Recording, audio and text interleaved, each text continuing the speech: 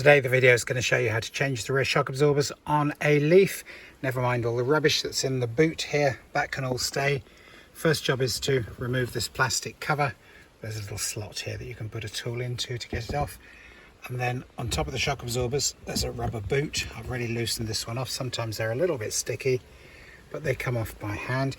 And then you need ideally a ratcheting spanner and an adjustable spanner.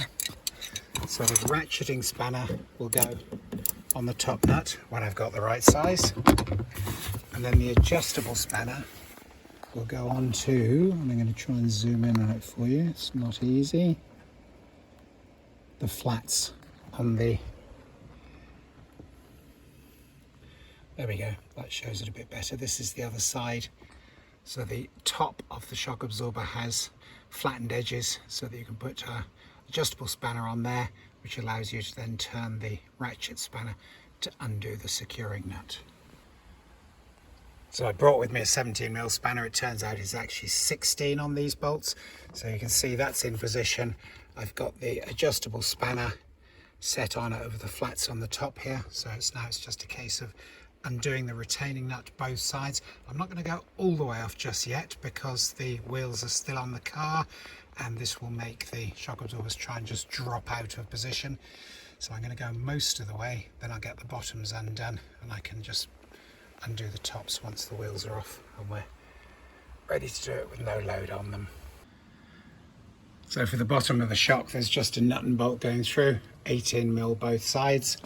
It's quite okay to use a buzz gun to undo these. I like to do just one at a side, one at a time each side, because if you undo both at once then the axle has a lot of droop on it and it can overstress the flexible brake pipes and so on. So just one at a time. So I'll undo the bottom, go back and take the top off and repeat the same the other side. The important thing to remember is that when you do it back up, you need to put a brace underneath this part of the suspension arm to load up the suspension, because its normal ride height is about here, and then the bush inside here doesn't get twisted as the car settles down into its normal running position.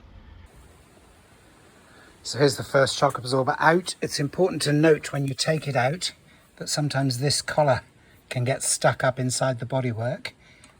Sometimes drops out as you're actually taking the thing apart. So these are the internal bits that we saw earlier with the two spanners. This is all external, and all of this, the bump stops and the rubbers and the collar, they all need changing to the replacement shock absorber, and then we're ready to put them back in.